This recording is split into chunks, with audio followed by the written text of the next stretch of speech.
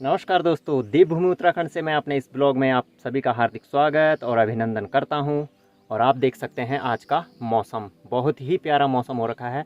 सुबह से लगातार बारिश हो रही है और अभी भी बूंदाबांदी हो रही है। और इस समय मैं हूं अपने घर में। सभी लोग इस समय खेत में जा रखे हैं मिर्च की गुड़ाई करने के लिए। घर में है साधना, समीक्षा और शिवी, जो कि अंदर पढ़ाई कर रहे हैं और शिवी देख रहा है टीवी। तो मैंने सोचा कि मैं कुछ अलग करूं, तो चलिए मैं आपको बताता हूं आज कि मैं आज क्या स्पेशल करने जा रहा हूं। तो चलिए आज का ब्लॉग शुरू करते हैं। तो जैसा कि आप देख पा रहे होंगे, ये हैं हमारे पास कुछ ताज़े प्लम्स। और ये देखिए काफ़ी ताज़े हैं और कितना प्यारा कलर है, और इनके बाहर से वाइट वाइट लग रहा है। तो ये दरअसल इसलिए लग रहा है कि ये है मंडुए की छोटी सी टोकरी। मंडुए का आटा था इसमें, तो इन पर आटा लग गया है।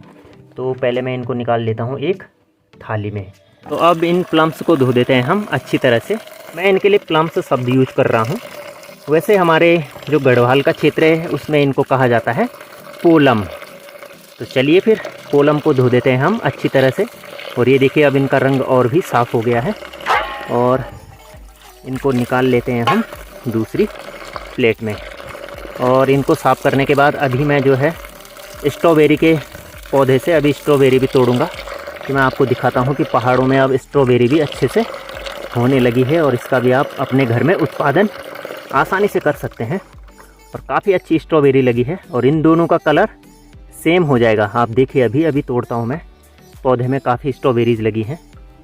तो इनको हमने कर लिया यहाँ पर कलेक्ट। सारे प्लम्स हमारे एक प्लेट में कलेक्ट हो गए हैं।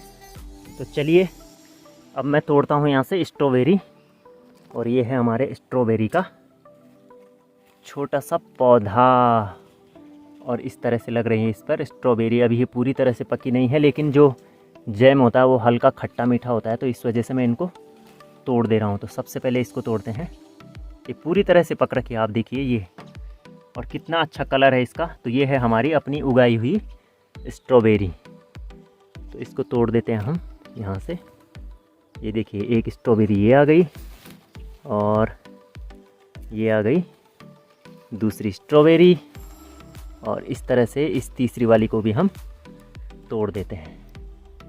तो ये तोड़ ली हमने 3 स्ट्रॉबेरीज। और इस पर लगातार स्ट्रॉबेरीज आ ही रही हैं। ये देखिए अभी कच्ची भी हैं कुछ स्ट्रॉबेरीज, और फ्लावर भी आ रहे हैं, फल भी आ रहे हैं। तो चलिए फ़िलहाल हमारे पास 3 स्ट्रॉबेरी हैं, क्योंकि इस पौधे से हम लगातार स्ट्रॉबेरी खा ही रहे हैं। तो इनको कर लेते हैं हम अच्छी तरह से साफ।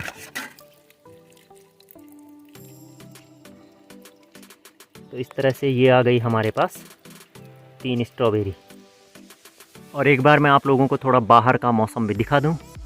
तो कोहरे ने अपनी आगोश में ले रखा है ऊंची ऊंची पर्वत श्रेणियों को। और ये देखिए हरियाली और हल्की हल्की बूंदाबांदी भी हो रही है। और काफ़ी अच्छा मौसम पहाड़ों का।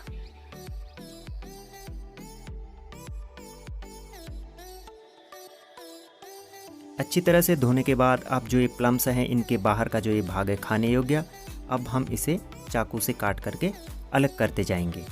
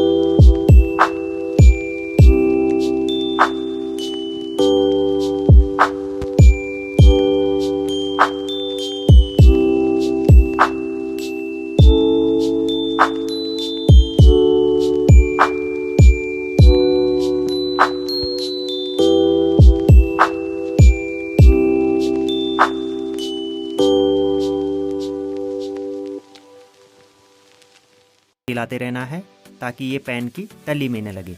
और अब हम इसमें डाल देते हैं स्ट्रॉबेरी। स्ट्रॉबेरी को हमने मिक्सर ग्राइंडर में नहीं पीसा क्योंकि ये काफ़ी सॉफ्ट होती हैं और ये आसानी से इस पल्प के साथ गल जाएंगी।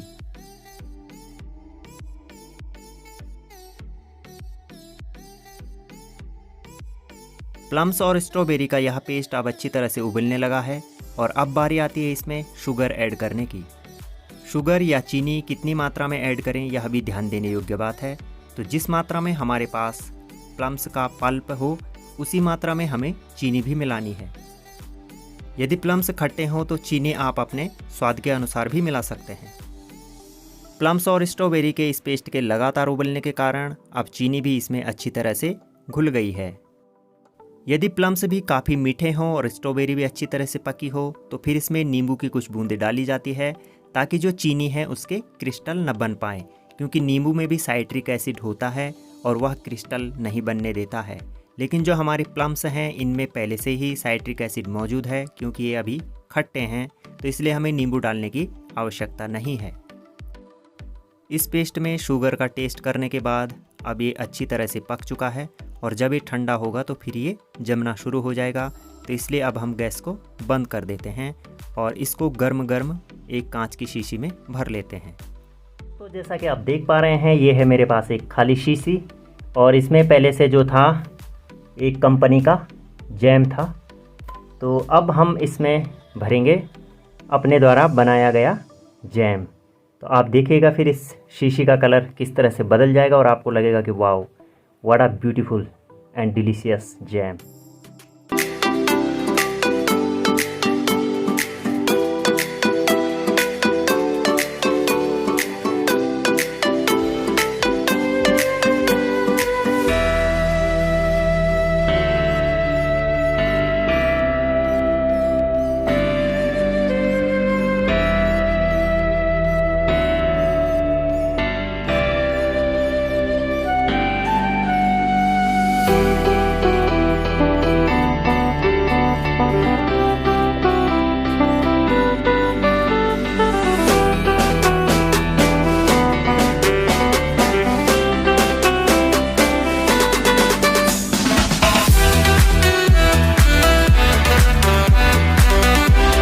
आप देख सकते हैं कि किस तरह से हम अपने घर में ही अपने लिए स्वादिष्ट, हाइजीनिक और ऑर्गेनिक जैम तैयार कर सकते हैं। और ये अभी जमा नहीं है क्योंकि अभी ये गर्म है।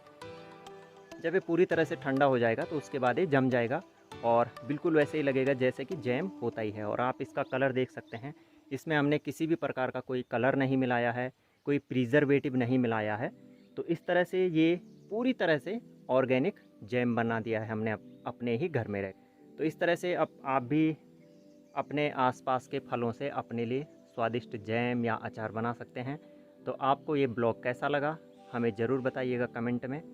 और यदि आप हमारे चैनल पर नए हैं तो चैनल को सब्सक्राइब करना बिल्कुल भी मत भूलिएगा, क्योंकि हम आपके लिए इसी तरह के दिलचस्प ब्लॉग्स निरंतर लाते रहते हैं। तो यह ब्लॉग देखने के लिए आपका बहुत बहुत धन्यवाद। अपने और अपने परिवार का ध्यान रखिएगा। जय उत्तराखंड, जय भारत।